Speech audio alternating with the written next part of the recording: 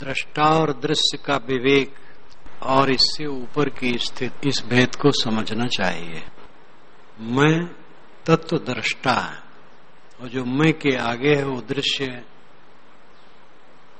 अहम और इदम, अहम मैं, इदम यह। मेरे सामने जो उपस्थित है वो दृश्य है। मेरे सामने क्या है? चित्त, चित्त मन, बुद्धि, बुद्धिवृत्ति, चित्तवृत्ति, मनोवृत्ति, एक ही बात है। कार्य भेद से इनमें भेद है। सहज सोचना मन की अवस्था है, गहराई से खोजना चित्त की अवस्था है, निर्णय देना बुद्धि की अवस्था है और स्वीकृत अहंकार की अवस्था है।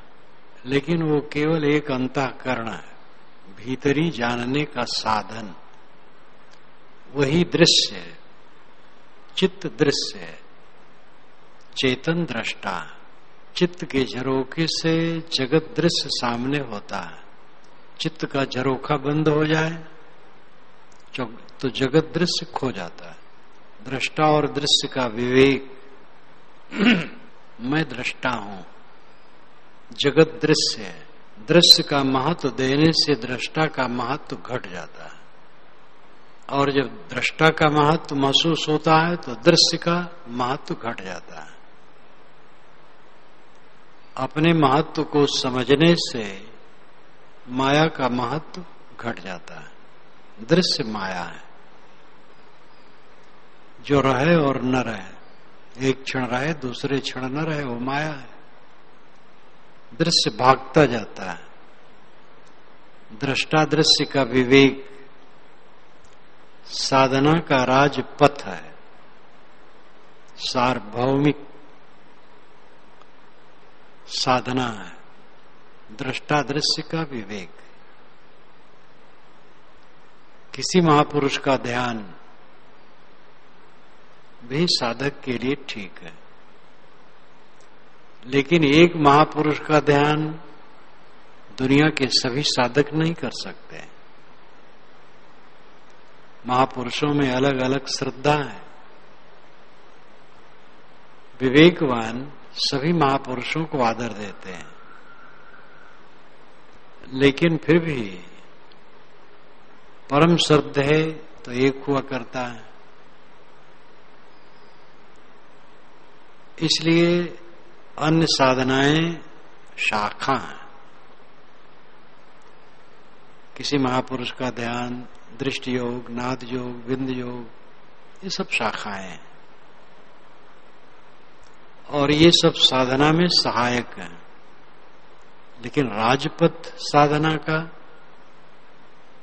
दृष्टा दृश्य विवेक है। दृष्टा दृश्य विवेक का अर्थ है कि दृष्टा को समझ लेना और दृश्य को समझ लेना, ये विवेक कहलाता है। दृष्टा चेतन, दृश्य जड़। चेतन जड़ में उलझ करके दुखी होता है। जड़ वस्तुओं की कामना करके पीड़ित होता है। जड़ वस्तुओं की कामनाएं जिस क्षण मिटी रहती है उस क्षण शांत रहती है और जिस क्षण जड़ वासनाओं की धमा चौकड़ी मन में होगी उस समय शांति नहीं रहेगी। जड़ वस्तुओं के प्रति ही तो आकर्षण होता है। दृष्टा दृश्य का विवेक ये परम साधना है। जो कुछ सामने है वो दृश्य है और जिसके सामने है वो दृष्टा है। चेतन दृष्टा है, चित्त दृश्य है। चेतन और चित्त की अभिन्नता का भाव अविवेक है और चेतन और चित्त को अलग अलग समझ लेना ये विवेक है। चित्त से उदास हो जाना ये परम शांति का साधन है। चित्त से उदास तब हुआ जा सकता है जब वैराग्य प्रखर हो। वैराग प्रखर होगा जब असलियत का निरंतर बोध होगा। असलियत क्या है? कुछ मेरा नहीं। इंद्रियों के भोग की लालसा, मान बढ़ाई की लालसा, पद प्रतिष्ठा की लालसा, जितनी लालसाएं हैं सब भयंकर रोग है। मोक्ष भवन में प्रवेश करने के लिए, मुक्ति भवन में प्रवेश करने के लिए सभी लालसाओं का त्याग आवश्यक है। चित्त का निर्वाण, चित्त का पूर्ण विश्राम, चित्त की हलचल एकदम समाप्त की स्थिति के लिए वैराग की जरूरत है। वैराग मन की अनासक्ति अवस्था है। कुछ मेरा नहीं है, कुछ मेरे साथ नहीं है। मुझे क्या मिला, क्या खोया, किसी ने मेरे लिए क्या कहा, निंदा किया कि प्रशंसा किया, मुझे क्या दिया, क्या छीन लिया, कोई इसका बड़ा महत्व नहीं। मेरा मन कैसे, हर क्षण मेरा मन कैसे रहता है। अगर मेरा मन कलह में है, कब्जियत में है, मानसिक कब्जियत, क्लेश, ईर्षा, द्वेष, अहंकार, कुतर्क, कुभावना, तो ये नरक है। मन में सब कुछ नहीं, साफ निर्मल, बस यही निर्वाण है, यही मोक्ष है, यही स्वरूप स्थित है। दृष्टा दृश्य को देखता है और देख करके लोभता है, ये उसका पतन है। दृश्य से उदास हो जाना, यही स्वरूप स्थित है। दृश्य में न लोभना, देह से संसार, सूक्ष्म मन में अहंकार है, देह है, फिर जगत है।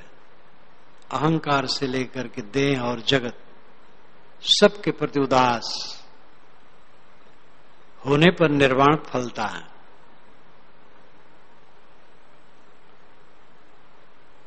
दृष्टा भाव में जीना, इस साधना की ऊंचाई है। साधना में ध्यान में बैठो, मन को देखो, उसके विश्राम के लिए देखो कि मन विश्राम ले ले। मन को देखो इस दृष्टि से कि मन शांत हो जाए, कुछ सोचे ना। ये भाव रख करके मन को देखो। और अगर वैराग्य मन में है तो मन शांत हो जाएगा। वैराग्य नहीं है तो शांत नहीं होगा। राग है, कुछ इच्छा है पाने की, खाने पीने भोगने देखने सुनने की इच्छा है, मिलने जुलने की इच्छा है। उस इच्छा में जहां तक विघ्न है उसके लिए मन में कलह है, कुतर्क है। जिसको हम मान लेते हैं हमारे मार्ग में, हमारे सुख के मार्ग में रोड़ा है, उससे द्वेष, ये सब रोग बढ़ जाता है। भोग की इच्छा के पीछे रोग बढ़ता है।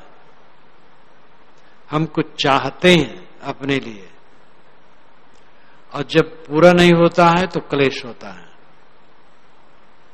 और जिसको हम मान लेते वही बाधक है तो उससे द्वेष होता है। हमारा सम्मान नहीं हो रहा है तो द्वेष होता है। तुम्हारे सम्मान की क्या जरूरत है? किसका सम्मान चाहते? इस टट्टी की टोकरी? टट्टी की टोकरी लिए सब घूम रहे हैं, मेहतर, सब मेहतर। कोई टोकरी में टट्टी उठा करके फेंकने जा रहा हो, उसको लोग मेहतर कहते हैं, और सब टट्टी की टोकरी लेकर के घूम रहे हैं। होश नहीं है, अभी भी मूर्खता की हद है। किस जात के हो? बिला वजह पूछते, किस जात के हो? चारों आंखें फूटी, न भीतर आंख है न बाहर आंख है। ऊपर की दो गई हियो की गई है राय, काहे कबीर जाकी चारिव गई ताको का हो पाए। हृदय में विवेक विचार के नेत्र फूटे हैं, बाहर के चाम के नेत्र भी फूटे हैं। मनुष्य को देख रहे हो, मनुष्य की जाति है और कौन जाति? टट्टी की टोकरी लेके घूम रहे हो, तुम्हें होश हवास नहीं अपने लिए, तुम कौन हो? दूसरे की टट्टी की टोकरी देख रहे हो, अपनी टट्टी की टोकरी नहीं देख रहे हो। ये टट्टी की टोकरी लेकर के हम घूम रहे हैं और इसके लिए बड़ी कामनाएं हैं। इसी मलपिंड से इच्छाएं उठती हैं और इसी मलपिंड के लिए सारा अहंकार ममकार है। विवेक द्वारा ये वासना ध्वंस होने पर निर्विकल्प समाधि लगती है। दृष्टा दृश्य का विवेक ये प्रथम साधना है। दृष्टा दृश्य दर्शन का लुप्तीकरण निर्विकल्प अवस्था है। दृष्टा, मैं दृष्टा हूं, सामने संकल्प दृश्य है, लेकिन जब संकल्प समाप्त हो गया तो मैं दृष्टा नहीं, क्योंकि दृश्य नहीं है तो दर्शन नहीं। दृष्टा दृश्य के बीच में दर्शन एक भाव उपस्थित होता है। दृष्टा द्रव्य है और दृश्य भी द्रव्य है, दर्शन द्रव्य नहीं है, दर्शन भाव है। दीवार सामने है, मैं मनुष्य हूं, मैं दीवार को देखता हूं, मैं दृष्टा हूं, दीवार दृश्य है। दोनों के बीच में दर्शन है। दर्शन एक भाव है, मनोभाव है। जब दृश्य लुप्त हो जाता है तो दर्शन अपने आप लुप्त हो जाता है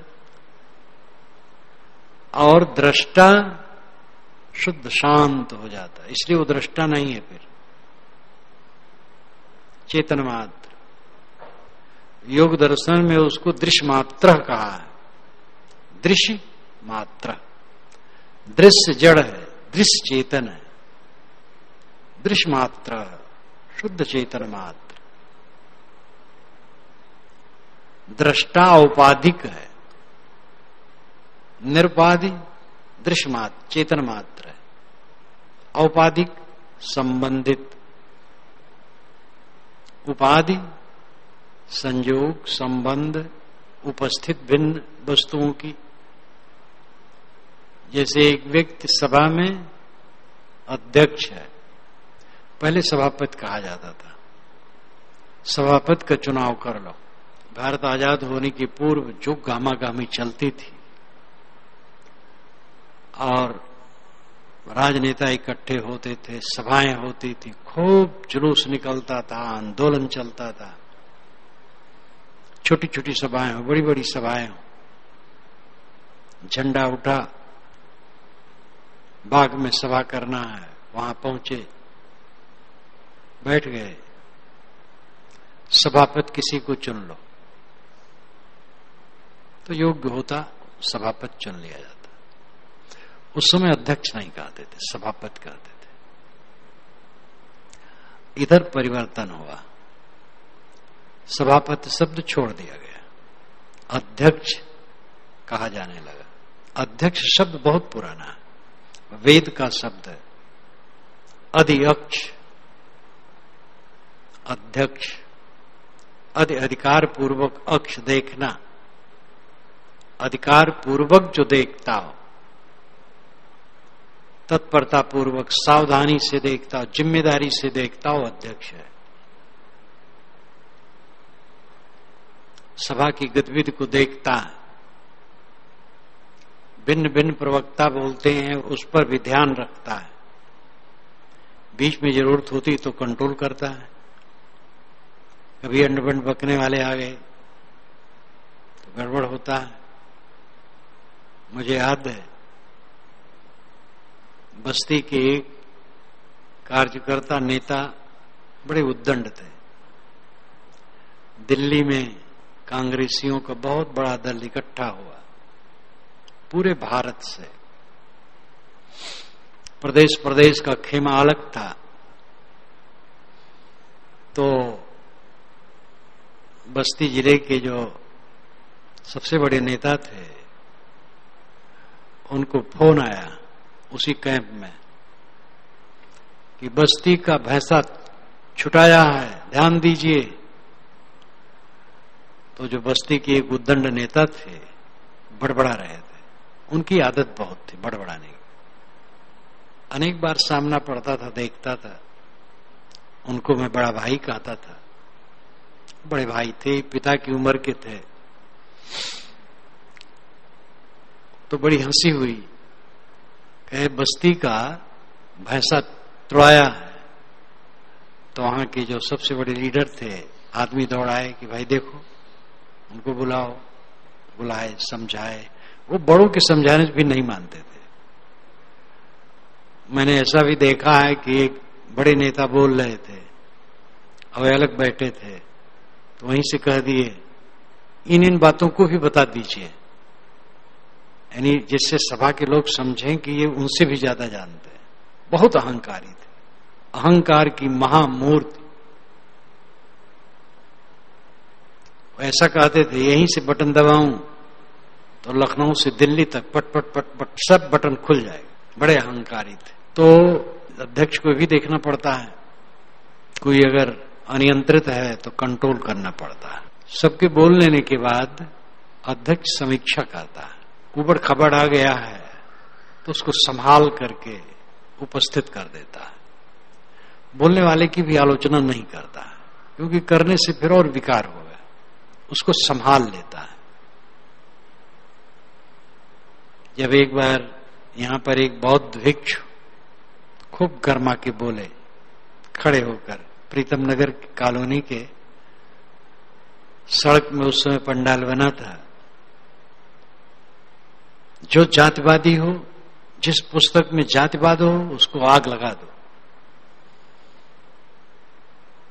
तो अंत में मैं बोला, तो मैंने कहा कि स्वामी जी के मन में कितना क्लेश है, मानवता के लिए कितनी हमदर्दी है, तड़फन है। तब उन्होंने ऐसा कहा। ये नहीं कि वह आग लगाने की राय देंगे। उन्होंने स्वयं भी आज तक कहीं किसी पुस्तक में आग नहीं लगाई होगी। तो खुद मुस्कुराने लगे। अलग बैठे तो बहुत पानी पानी थे।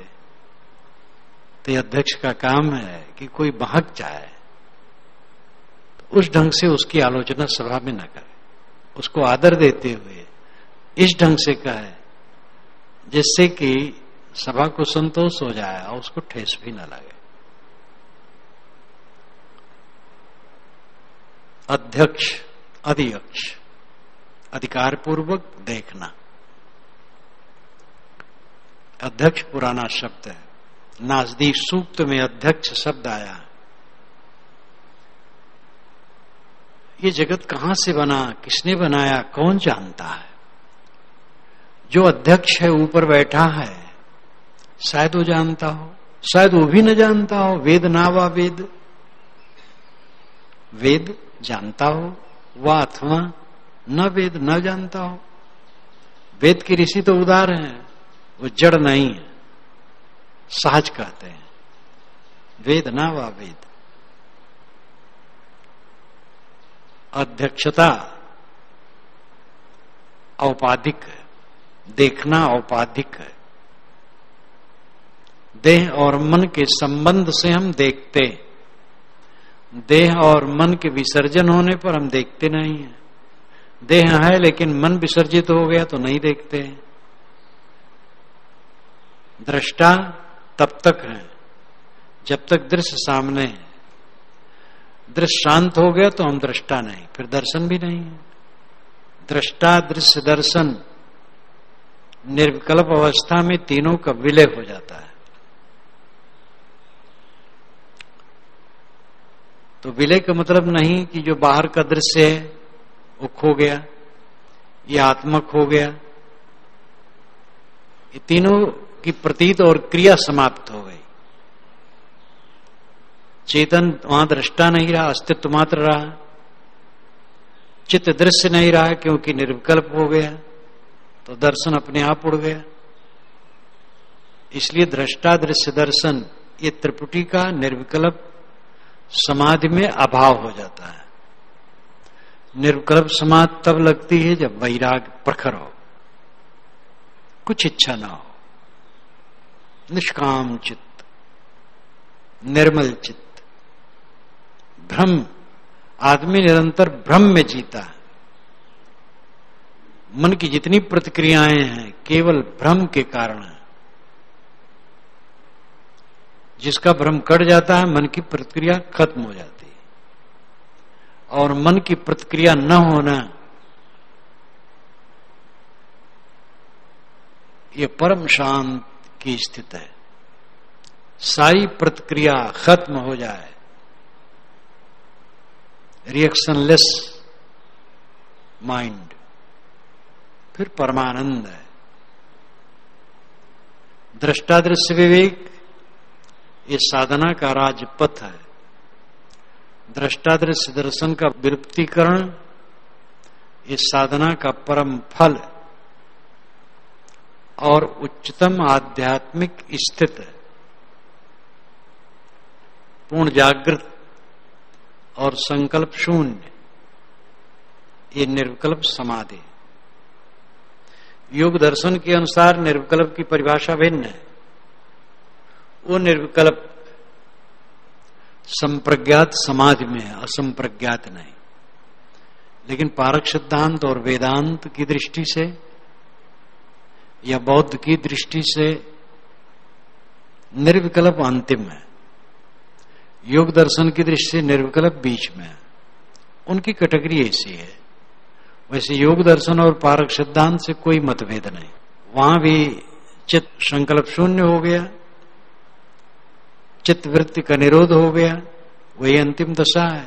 पारक वही मानता, वेदांत वही मानता है, बौद्ध मत ही मानता है। और कोई मत हो जब इस बात को कहा जाता है तो सब मत वाले इसके सामने सिर झुका देते हैं। सगुण उपासना है। लेकिन जब संकल्प शून्य हो जाएगा, कुछ नहीं सोच रहे हैं, तो कौन सा सगुण रहेगा? ना वहां सगुण है ना निर्गुण है, अपने आप है। ये सभी मत के साधक मानते हैं कि मन का विलय अंतिम अवस्था है और मन में ही सारे सगुण निर्गुण की कल्पनाएं हैं। सगुण मान करके जो आकार गढ़ा जाता है मन की कल्पना है, निर्गुण मान करके जो नक्शा बनाया जाता है वो मन की कल्पना है। जब मन शांत हो गए एकदम तो सगुण निर्गुण उसमें कहां है? सरगुण निर्गुण से परे तहां हमारा ध्यान।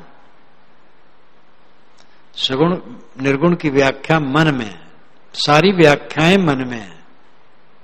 मन विलीन होने पर सारी व्याख्याएं समाप्त है। अस्तित्व मात्र है वहां, बस सत्ता मात्र, स्वसत्ता, शुद्ध सत्ता, ज्ञान मात्र। तो दृष्टा दर्शन और दृश्य का वहां पूर्ण विलय। पहले दृष्टा अभ्यास करो, संकल्पों का त्याग करो। ध्यान में बैठो, संकल्पों का त्याग। जो चित्त सामने आए छोड़ दो,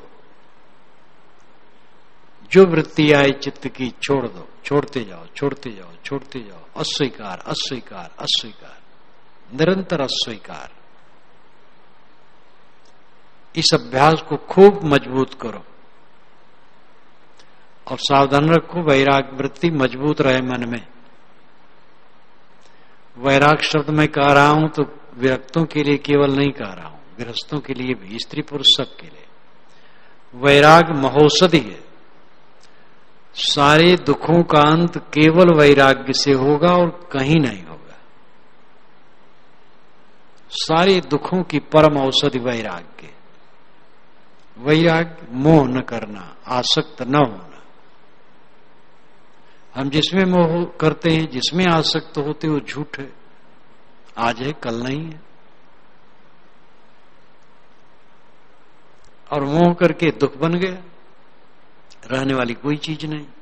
इसलिए जो ये भ्रम है कि गृहस्थों के लिए वैराग का उपदेश ठीक नहीं है, बहुत गलत है। सबको वैराग चाहिए। मन जब पूर्ण अनासक्त रहेगा तब शांति मिलेगी। दृष्टा और दृश्य का विवेक करो। आप दृष्टा हैं, चेतन, चित्त दृश्य है। चित्त शांत हो जाए, सारा संसार शांत है। चित्त से ही संसार है सामने। संसार को नहीं शांत करना, चित्त को शांत करना। चित्त भवसागर है, बाहर भवसागर नहीं। और चित्त भवसागर इतना जबरदस्त है, बड़े बड़े ज्ञानियों को हिला देता है। क्योंकि अहंता ममता नहीं टूटती है। ज्ञान है, प्रवक्ता है, लेखक है, विद्वान है, गुरु हैं, बहुतों के ऊपर हैं, पूजे जाते हैं, लेकिन अहंता ममता नहीं टूटी है तो चित्त का भवसागर बना रहता है। ये बाहरी दिखावा से चित्त का भवसागर थोड़े टूटता है। तो विवेक, वैराग, भक्त, ज्ञान, सम्यक साधना को लेकर के चित्त का भवसागर सूखता है। चित्त दृश्य है, चेतन दृष्टा है। चित्त का अभाव करो, संकल्पों का त्याग करो। और जब चित्त शांत हो गया तो चेतन शुद्ध शांत हो गया, शुद्ध मात्र रह गया। तो वहां दृष्टा दृश्य दर्शन नहीं, दृश्य चित्त नहीं है, लीन हो गया। इसलिए चेतन दृष्टा नहीं रहा, बीच में दर्शन नहीं रहा। दृष्टा दृश्य दर्शन का विलुप्तीकरण इसी को कहते हैं, शुद्ध शांत अवस्था। तो दृष्टा दृश्य और दृष्टा दृश्य ऊपर की स्थित, इस भेद को समझना चाहिए। चित्त दृश्य है, चेतन दृष्टा है। और आप चेतन हैं, दृश्य का अभाव करें, चित्त का अभाव करें, इसी अभ्यास में बैठे। और जब चित्त पूर्णतया लीन हो गया तो आप दृष्टा भी नहीं, शुद्ध चेतन मात्र है, परम स्थित। इस बात का खूब मनन चिंतन करो। उठते बैठते चलते फिरते साक्षी भाव में रहो। चलते फिरते भी साक्षी भाव में रहो। मन को देखते रहो, क्या कबाड़ आ रहा है, आने न दो। निरंतर निगरानी करोगे तब चित्त पूरा निर्मल हो करके सब समय दिव्य स्थित बनी रहेगी।